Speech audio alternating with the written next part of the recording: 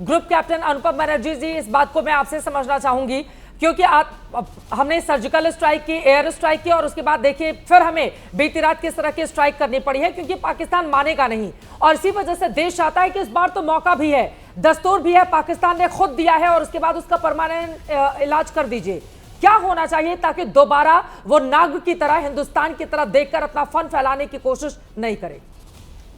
देखिए, आप जैसे बोल रहे हैं, आज सुबह जो हमने अर्ली मॉर्निंग जो स्ट्राइक किए थे, रात को, देर रात को अर्ली मॉर्निंग, उसके बाद एक एस्केलेटरी लैडर होता है जिसके अभी एक के बाद एक एक्शन होता है। अब मुझे, जैसे पहले भी किसी ने कहा है, मुझे नहीं लगता पाकिस्तान क्या आर्म फोर्सेस, आर्मी चीफ ये कर पाएंगे कि बिना कुछ एक्शन किए उनका कंट्री में उनका डटे रहना बहुत मुश्किल होगा।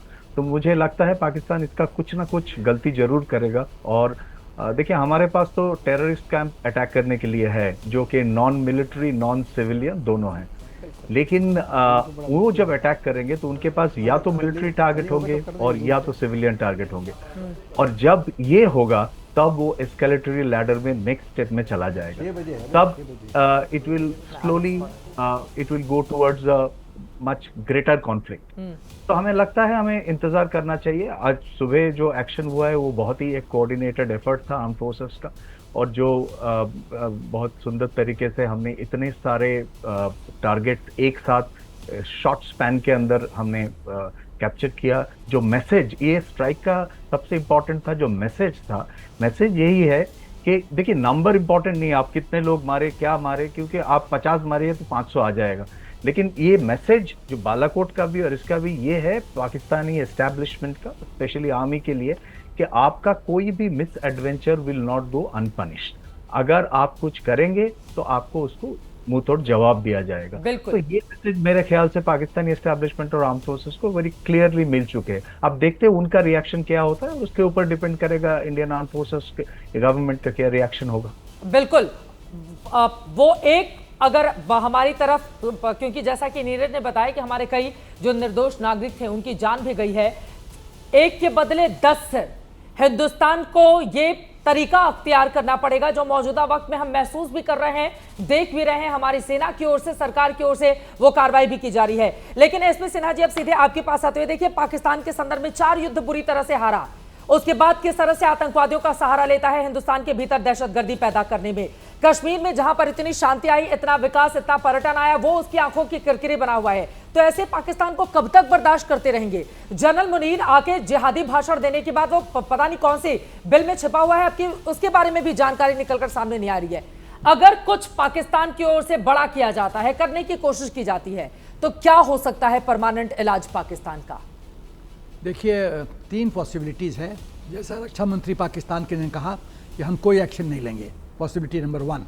पॉसिबिलिटी नंबर 2, मिलिट्री फ्रंट पे क्या वो अपने बॉर्डर के नज़दीक के एरिया से अपना आर्टिलरी गन इस्तेमाल करके 155 mm वगैरह इस्तेमाल करके हमारे पोस्ट को, हमारे सिविलियन पॉपुलेशन को टारगेट कर सकता है, बट वो लो स्केल अफेयर होगा। पॉसिबिलिटी नंबर 3, वो स्केल अप करेगा, ऑफेंसिव स्केल अप करेगा। हम चाहते हैं कि वो स्केल अप करे, क्योंकि हम चाहते हैं कि समस्या का पूर्ण समाधान हो, और पूर्ण समाधान सभी संभव है जबकि पूर्ण विनाश हो पाकिस्तान का। पाकिस्तान का आतंकवाद का मेन दोषी है पाकिस्तान का आर्मी चीफ और आईएसआई, ये दोनों दोषी हैं। अरे ये चीफ तो आईएसआई का मुखिया भी रह चुका है, एकदम मुनीर के साथ तो ये भी है कि आईएसआई का मुखिया रह चुका है। वो पूरा फिल्म का स्क्रिप्ट राइटिंग ये दोनों करते हैं, डायरेक्शन ये देते हैं। ये लोग एक्टर हैं, Hafiz Saeed and gang actor है। तो पहले एक्टर को, उसकी टीम को खत्म करो, उसके बाद फेज 2 में जो मेन डायरेक्टर और प्रोड्यूसर है और स्क्रिप्ट राइटर है उसको खत्म करो। ये बहुत जरूरी है। 47 से हम ये खेल देख रहे हैं। देखो, मैं पाकिस्तान और मच्छर का कंपैरिजन करता हूँ। मच्छर को आप बोलो कि मच्छर जी आप मुझे मत काटिए, मच्छर का कैरेक्टर है खून चूसना। वो अपना चरित्र, आप रेपेलेंट लगा दो, रेपेलेंट लगाओ, थोड़ा दूर चला जाएगा, फिर वापस आएगा, दूसरा मच्छर आएगा, आपको काटेगा। तो सोल्यूशन क्या है? सोल्यूशन है मच्छर को हाथ से मार देना, खत्म कर देना, यही मसल देना, यही सोल्यूशन है। जब तक पाकिस्तान की आर्मी और आईएसआई अलाइव हैं, तब तक ये समस्या का कोई समाधान नहीं हो सकता। हमारी बहनें बेटियां विधवा होती रहेंगी, हमारे दोस्त लोग अपना बेटा खोते रहेंगे। इसका समाधान, परमानेंट सोल्यूशन ढूंढने की जरूरत है, और उसके लिए एक कॉस्ट है। कॉस्ट पाकिस्तान को हमको इतना हैवी कर देना है कि वो उसके आने वाली पीढ़ी थड़ रहा है कि हमने ऐसा किया तो देखो क्या हो गया। और 71 वार के तुलना में इसका मैग्नीट्यूड और स्केल कई गुना ज्यादा होना चाहिए, ताकि मैं चाहता हूं, तुलसीदास जी ने कहा था, बिन भय भूत प्रीत गोसाई, बिना भय के प्रीत नहीं होता है। ऐसा भय, ऐसा खौफ पाकिस्तान के मन में इस बार बैठ जाना चाहिए कि हिंदुस्तान की तरफ इवन देखने में वो इतना तो भय उसके अंदर डाला जो युद्ध में हारा हो 71 में, जिसके 2 टुकड़े भारत ने कर दिए हो, जिसके 93,000 सैनिकों ने सरेंडर कर दिया। हमारे पास बड़ा मौका था क्या वो 93,000 सैनिकों वाला, उसमें क्या कहीं कोई गलती भारत की ओर से? हालांकि 2 टुकड़े कर दिए, अब इससे ज्यादा क्या हो सकता था पाकिस्तान का, लेकिन उसके बावजूद वो 99 में आकर करगिल में किस तरह की दहशतगर्दी करता है, और फिर करगिल युद्ध भी आता है, फिर उसके बाद आतंकवादियों को भेजता है, हमारी संसद पर हमला कराता है। 2008 में मुंबई में होटल के भीतर किस तरह से 166 लोगों की जान चली गई थी। उसके बाद हम सबने देखा उरी में, पुलवामा में किस तरह की दहशतगर्दी, और फिर ये पहलगाम।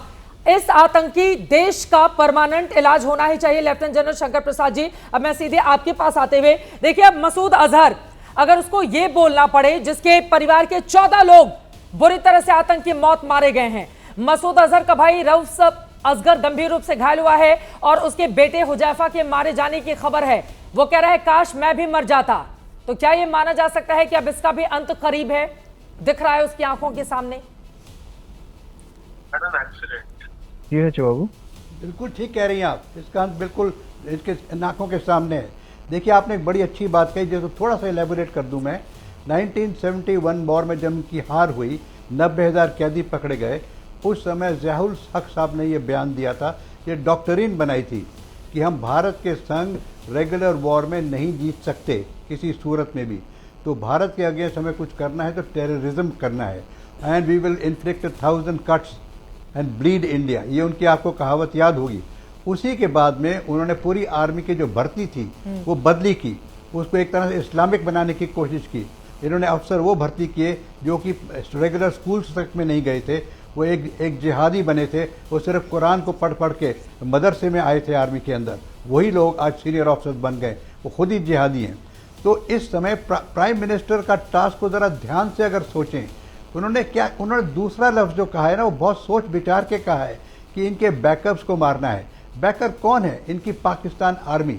अभी तक पाकिस्तान आर्मी को हमारी तरफ से कभी भी इतनी ज़्यादा चोट नहीं पहुंची है जितनी अब पहुंचनी चाहिए, इसी वजह से टास्क मिला है। तो अभी एक इनके फ्रंटलाइन जो टेररिस्ट हैं उनको मारा गया है, इनके लीडर्स 2-4 दिन में ख़त्म हो जाएंगे।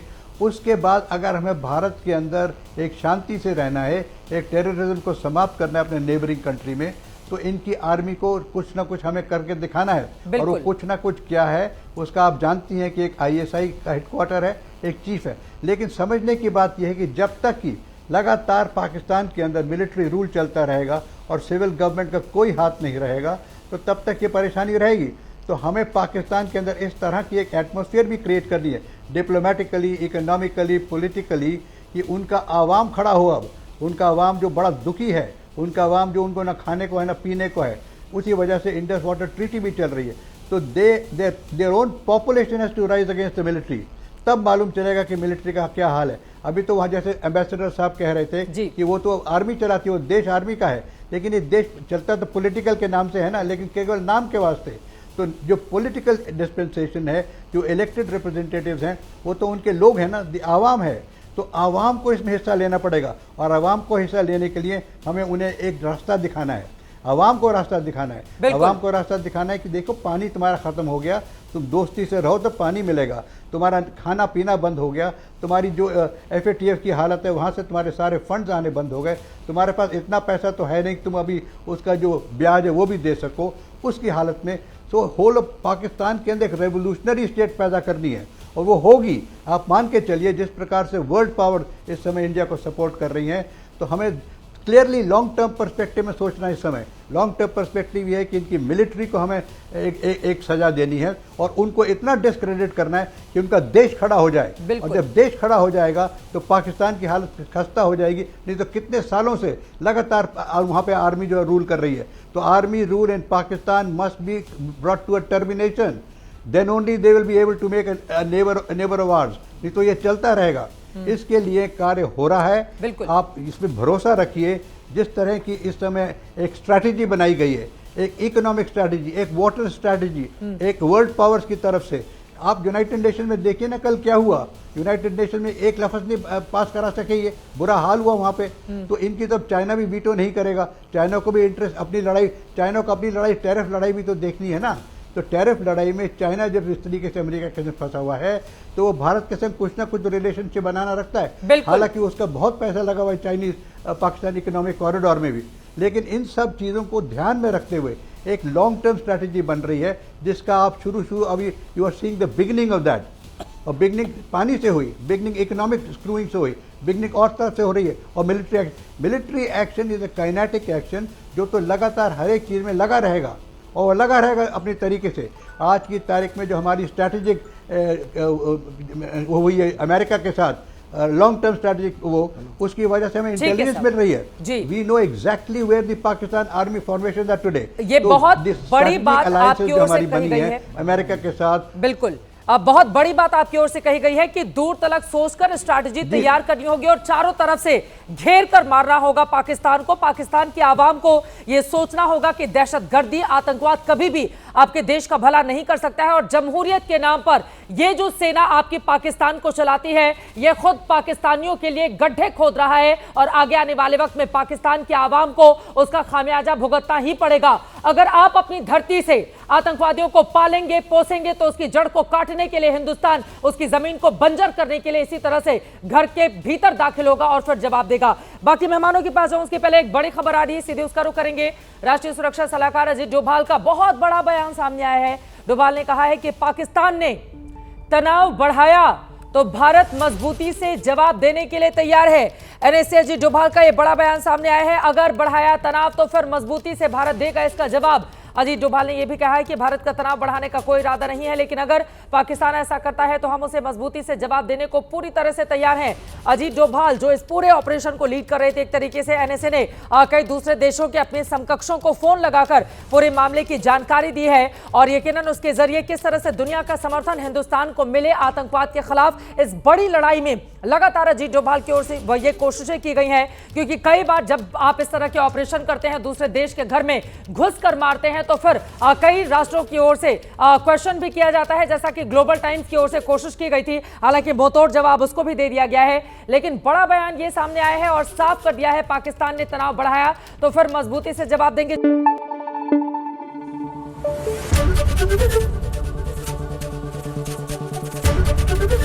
एबीपी न्यूज आपको रखे आगे।